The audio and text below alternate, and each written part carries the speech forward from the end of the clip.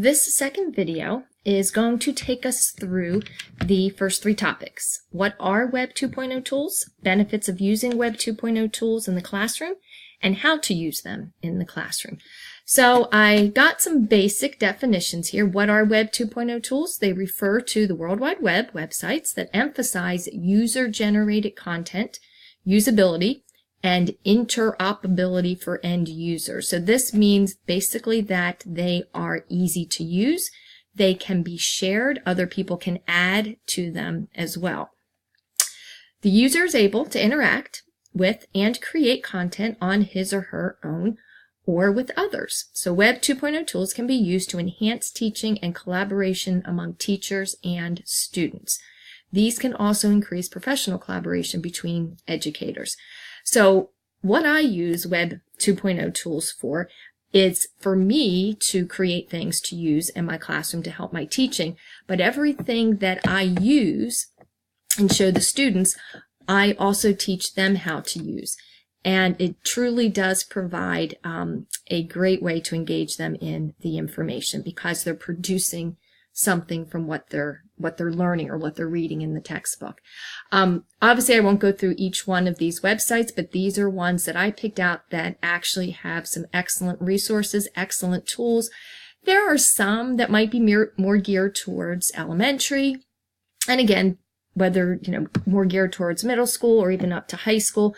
But with most of the Web 2.0 tools, what I found is I can adjust them and create things with them for different purposes. So some, again, are more elementary than others, but for the most part, you can manipulate and use these resources to whatever type of project that you are planning. Lots of benefits to using Web 2.0 tools in the classroom, and I can honestly say from my own experience that it truly has helped the students to learn better, again, because they're taking information and creating something with it. They're not just reading it and studying it for a test. And usually we do have the students present their information too, so then that takes on the idea of pride, and they want to do a good job if they're going to get up in front of the class. But it does encompass all the levels of Bloom's taxonomy, depths of knowledge, and here you have the depths of knowledge, Bloom's taxonomy, with all of the different types of tools that could go along with them. Like I said, does promote student engagement. They have lots of hands-on learning, which again just makes it a little bit more exciting for them. We are able to use these tools in differentiating throughout our classroom with our special ed kids, and there are actually even some of our life skills kids that have used some of these really simple applications. Again, we want to be promoting 21st century skills. This also enhances their presentation skills to get up in front of students and talk. Sometimes in the beginning of the school, when I introduce them to some Web 2.0 tools, I have them work in groups.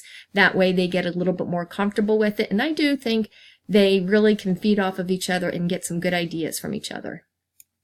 So I did do some research. I went to some reputable education sites and looked on some of their blogs and opinions from other teachers, and also research that has been done using Web 2.0 tools and technology.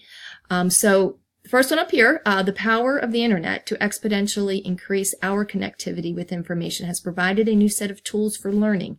Embracing and implementing these new tools will be the key to keeping students engaged and successful. I could not agree more with that. Our students are very technologically savvy, and we need to meet them where they are. We need to provide ways for them to use these tools and use what's out there. And again, it will provide a way for them to learn the information and ultimately be more engaged with what they're doing. The study results indicate that the major benefits of using 2.0 technologies in teaching include interaction, communication and collaboration, knowledge creation, ease of use and flexibility, and writing and technology skills.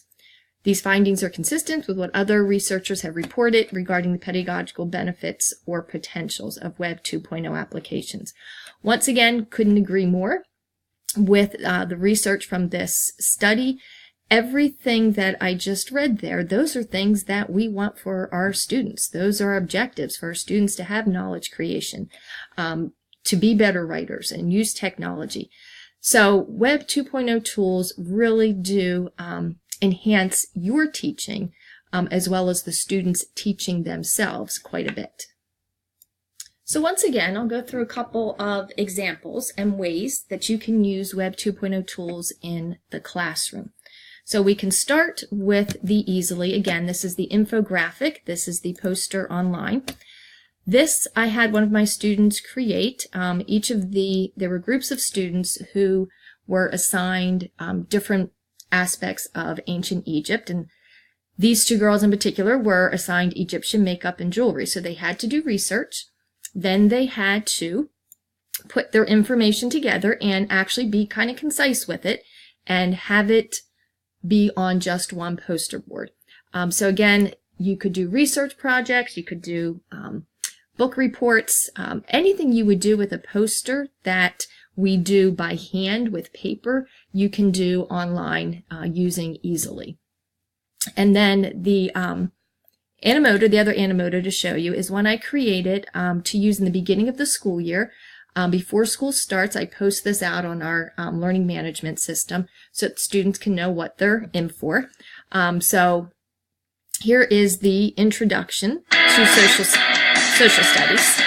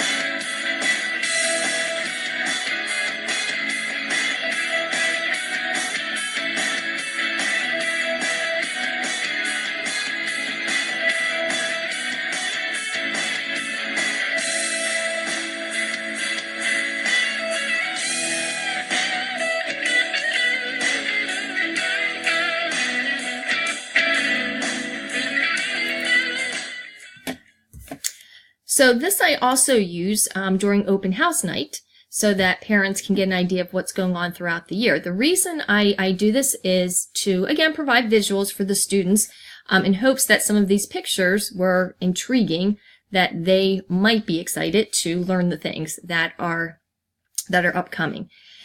And again, with the emails, what I oftentimes will do with these is I will have students research information simply from their textbook or online and then create an e-maze using the information that they have. And usually it helps them to understand things better if they can put a picture with some information.